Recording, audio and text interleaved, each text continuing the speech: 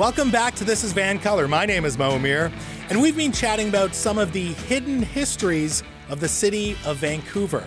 Now, have you heard of Hogans Alley?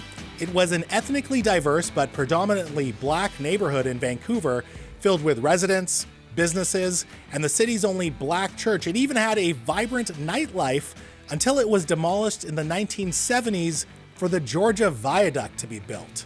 In 2015, the city of Vancouver announced its plan to remove the viaduct as the Hogans Alley Society seeks to work with local government and business to acquire and develop land as a community land trust in the area.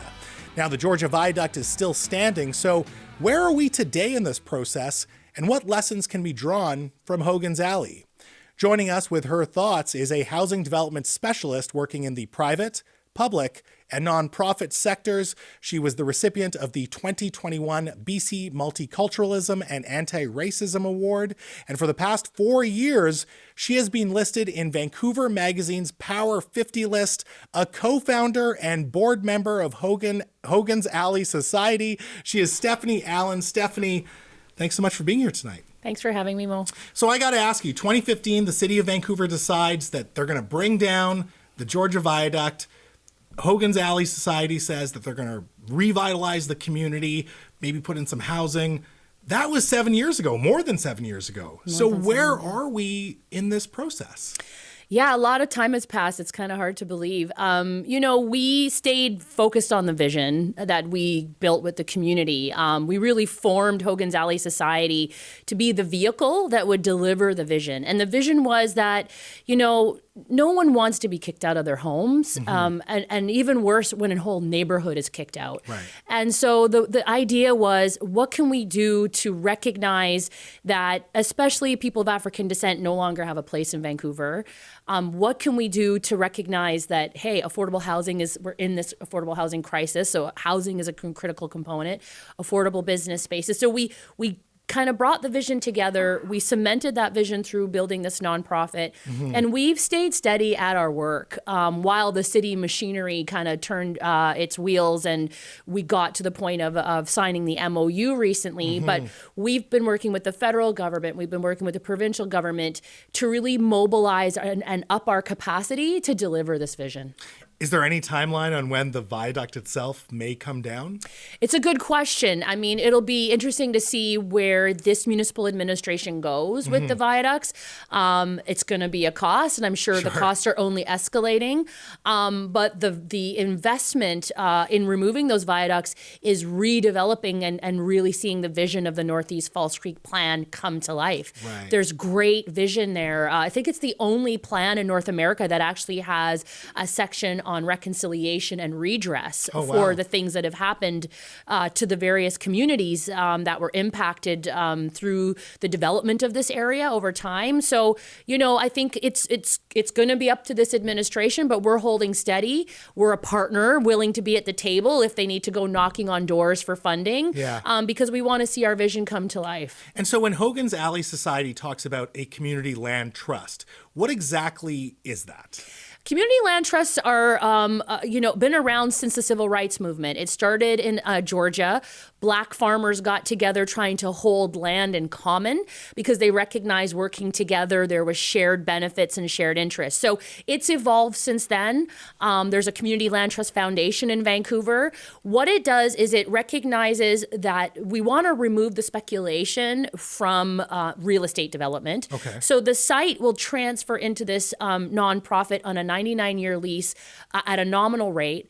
That value then gets to be leveraged looking at federal partners, provincial partners to develop the improvements on the site, the buildings and the spaces, and it will be held in common, similar to a co-op, how the members kind of have a stake in decision making, they have a stake in how the operations will go, and really feeling a sense of stewardship over the site, while the nonprofit makes sure that the assets are managed, that there's a strong plan over the long term to maintain, and then build capacity in the future. So it really holds it in the long term for common benefit, and removes the speculation impact that, Vancouver's kind of known for. Totally. So what is your vision for this site? Let's say the viaduct does come down and you have a blank slate to work with in terms of what it looks like? Are we talking about housing? Are we talking about retail stores? What does it look like? Are we talking about parks?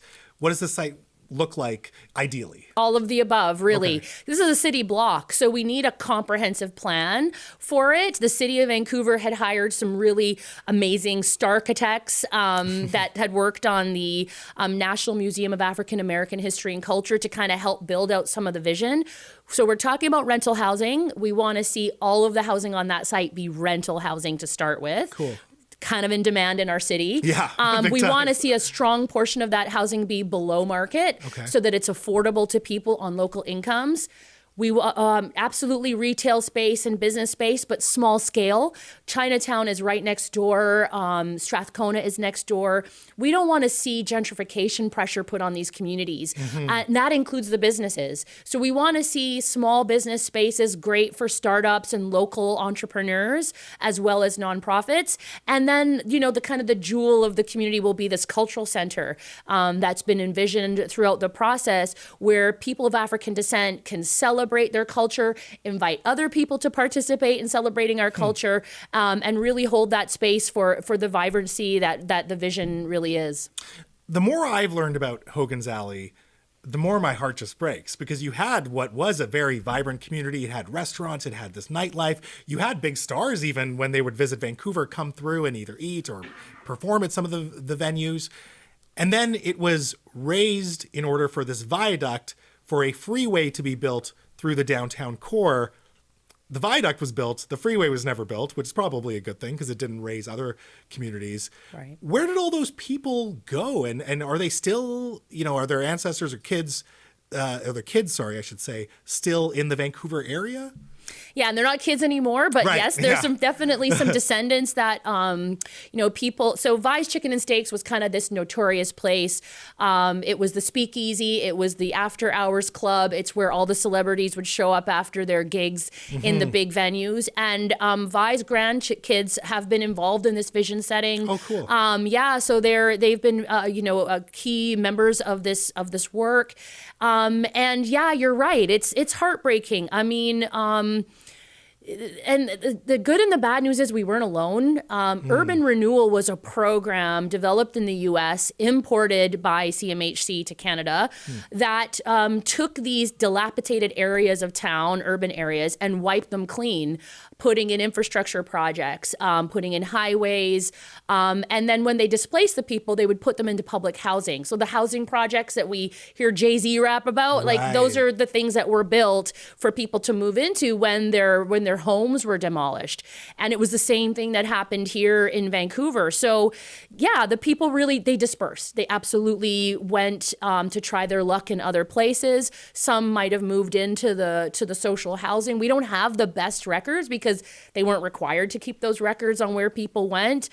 So we're hopeful that as this work picks up more steam and as we kind of share more of the story, more people who've been impacted, including not just the Black community, but anybody else who was displaced, can find their way to participate and be a part of this vision. Totally. Now, really quickly, when we look at the big lessons that we can draw from Hogans Alley, not just for the city of Vancouver, but other places in Canada, perhaps other jurisdictions around the world, what are the big lessons aside from maybe it's not a good idea to displace entire neighborhoods? Yeah, I think we got to look at the way that the economics play in our cities. Who gets impacted by big decisions? Who's on the receiving end of policies that prioritize sometimes investments that don't necessarily prioritize the people?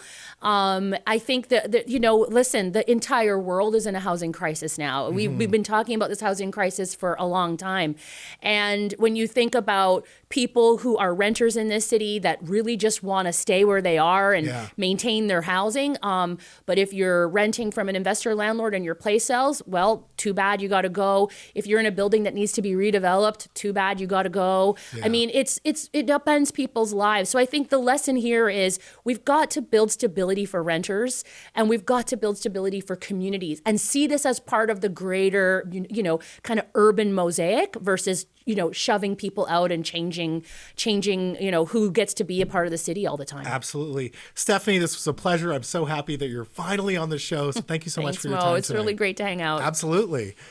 Folks, that was the co-founder and board member of Hogans Alley Society, one of the most powerful people in the city of Vancouver, 4 years running. She is Stephanie Allen. Now, after a quick break, grocery shopping is the worst, but large supermarket chains make it even worse when they pretend that they're doing you a favor. I'm gonna take a moment up next. I'm Mo Amir. This is VANCOLOUR.